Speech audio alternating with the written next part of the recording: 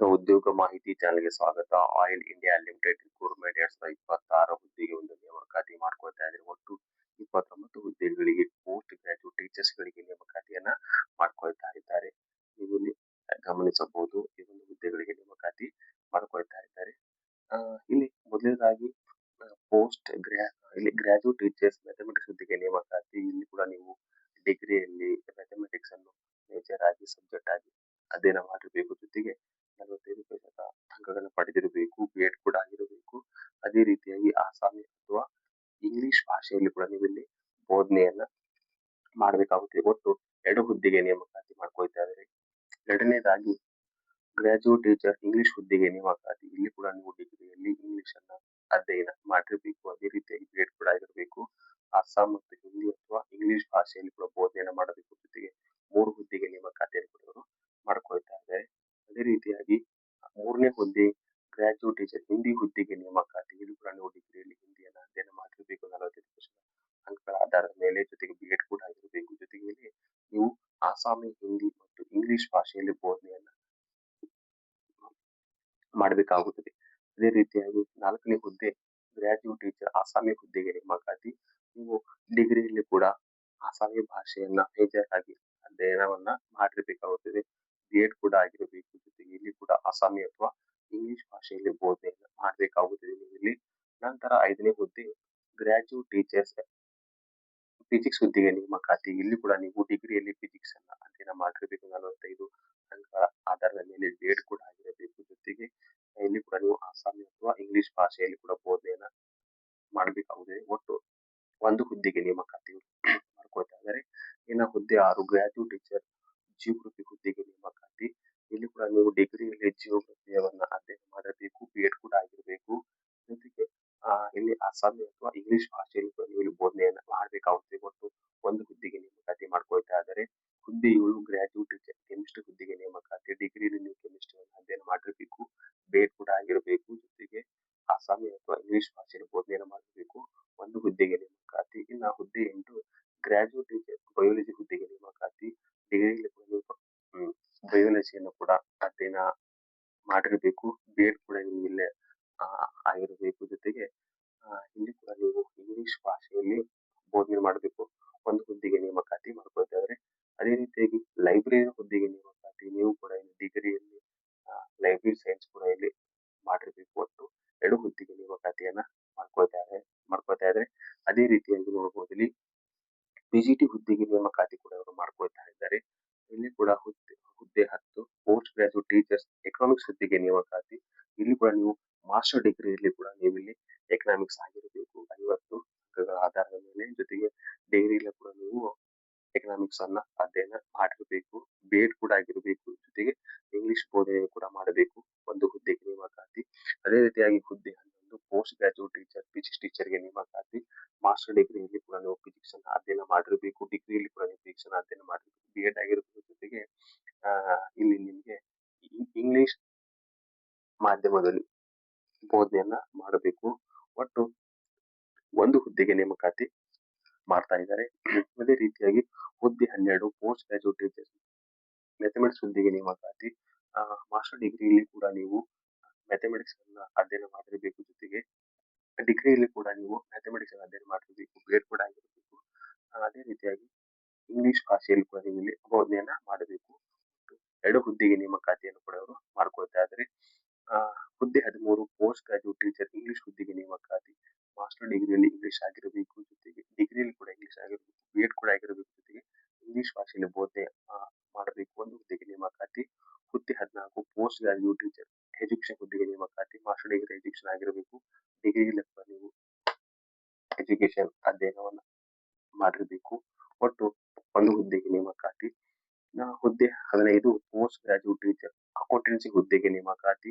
ಇಲ್ಲಿ ಕೂಡ ನೀವು ಮಾಸ್ಟರ್ ಡಿಗ್ರಿಯಲ್ಲಿ ಎಂ.ಕಾಮ್ ಅನ್ನ ಅಧ್ಯಯನ ಮಾಡಿರಬೇಕು. ಜೊತೆಗೆ ಡಿಗ್ರಿಯಲ್ಲಿ ಕೂಡ ನೀವು ಇಲ್ಲಿ ಮೇಜರ್ ಆಗಿ ಅಕೌಂಟೆನ್ಸಿ ಅಥವಾ ಫಿನಾನ್ಸ್ ಅಥವಾ ಅಕೌಂಟ್ ವಿತ್ ಮಿನಿಮಮ್ ಅಂದ್ರೆ 45 ಅಂಕಗಳನ್ನ ಪಡೆದಿರಬೇಕು. ಜೊತೆಗೆ ಬಿ.ಎಡ್ ಕೂಡ ಆಗಿರಬೇಕು. ಜೊತೆಗೆ ಇಂಗ್ಲಿಷ್ ಬೋಧನೆ ಕೂಡ ಆಗಿರಬೇಕು. 1 ಹುದ್ದೆಗೆ ನೇಮಕಾತಿ. ಇನ್ನ ಹುದ್ದೆ 16 post graduate teacher business studies ಹುದ್ದೆಗೆ ನೇಮಕಾತಿ. ಮಾಸ್ಟರ್ ಡಿಗ್ರಿಯಲ್ಲಿ ಎಂ.ಕಾಮ್ ಆಗಿರಬೇಕು. ಡಿಗ್ರಿಯಲ್ಲಿ ಕೂಡ ಮೇಜರ್ ಆಗಿ ಬಿಸಿನೆಸ್ ಅಡ್ಮಿನಿಸ್ಟ್ರೇಷನ್ ಅಥವಾ ಮಾರ್ಕೆಟಿಂಗ್ ಮ್ಯಾನೇಜ್ಮೆಂಟ್ ಒಂದು ವಿಷಯದಲ್ಲಿ ನೀವು ಅಧ್ಯಯನವನ್ನ ಮಾಡಿರಬೇಕು. ಬಿ.ಎಡ್ ಕೂಡ ಆಗಿರಬೇಕು. ಇಂಗ್ಲಿಷ್ ಮಾಧ್ಯಮದಲ್ಲಿ ನೀವು ಇಲ್ಲಿ ಬೋಧನೆಯನ್ನ ಮಾಡಬೇಕು. ಒಟ್ಟು ಒಂದು ಹುದ್ದೆಗೆ ನೇಮಕಾತಿ. ಹುದ್ದೆ 17 ಪೋಸ್ಟ್ ಗ್ರಾಜುಯೇಟ್ ಟೀಚರ್ ಬಾಟ್ನಿ ಹುದ್ದೆಗೆ ನೇಮಕಾತಿ. ಮಾಸ್ಟರ್ ಡಿಗ್ರಿಯಲ್ಲಿ ನೀವು ಬಾಟ್ನಿ ಅಥವಾ ಲೈಫ್ ಸೈನ್ಸ್ ಅನ್ನ ಅಧ್ಯಯನ ಮಾಡಿರಬೇಕು. ಡಿಗ್ರಿಯಲ್ಲಿ ಕೂಡ ಬಾಟ್ನಿ ಅಧ್ಯಯನವನ್ನ ಮಾಡಿರಬೇಕು. ಬಿ.ಎಡ್ ಕೂಡ ಆಗಿರಬೇಕು. ಜೊತೆಗೆ ಇಂಗ್ಲಿಷ್ ಭಾಷೆಯಲ್ಲಿ ಕೂಡ ನೀವು ಬೋಧನೆ ಮಾಡಬೇಕು. ಒಂದು ಹುದ್ದೆಗೆ ನೇಮಕಾತಿ. ಅದೇ ರೀತಿಯಾಗಿ ಹುದ್ದೆ 18 ಪೋಸ್ಟ್ ಗ್ರಾಜುಯೇಟ್ ಟೀಚರ್ಸ್ ಹುದ್ದೆಗೆ ಕಂಪ್ಯೂಟರ್ ಟೀಚರ್ ಹುದ್ದೆಗೆ ನೇಮಕಾತಿ. ಇಲ್ಲಿ ಕೂಡ ನೀವು master degree MSc computer science ಅಥವಾ ಮಾಸ್ಟರ್ ಆಫ್ ಕಂಪ್ಯೂಟರ್ ಅಪ್ಲಿಕೇಶನ್ ಅಲ್ಲಿ ವಿದ್ಯಾರ್ಥಿ ಹೊಂದಿರಬೇಕು. ಡಿಗ್ರಿಯಲ್ಲಿ ಕೂಡ ನೀವು ಇಲ್ಲಿ ಕಂಪ್ಯೂಟರ್ ಸೈನ್ಸ್ ಒಂದು ವಿಷಯವನ್ನ ಅಧ್ಯಯನ ಆಗಿರಬೇಕು. ಜೊತೆಗೆ ಇಲ್ಲಿ ಇಂಗ್ಲಿಷ್ ಭಾಷೆಯಲ್ಲಿ ಬೋಧನೆಯನ್ನ ಮಾಡಬೇಕಾಗುತ್ತದೆ. ಒಂದು ಹುದ್ದೆಗೆ ನೇಮಕಾತಿ. ಇನ್ನ ಮೆಕ್ಯಾನಿಕಲ್ ಹುದ್ದೆಗೆ ನೇಮಕಾತಿ. ಇಲ್ಲಿ ಕೂಡ 10th ಪಾಸ್ ಆಗಿರಬೇಕು. ಜೊತೆಗೆ 3 ವರ್ಷದ ಡಿಪ್ಲೊಮೊ ಇನ್ ಮೆಕ್ಯಾನಿಕಲ್ ಇಂಜಿನಿಯರಿಂಗ್ ವಿದ್ಯಾರ್ಥಿ ಹೊಂದಿರಬೇಕು. ಜೊತೆಗೆ 5 ವರ್ಷದ ಅನುಭವವನ್ನು ಕೂಡ ನಿಮಗೆ ಕೇಳ್ತಾ ಇದ್ದಾರೆ.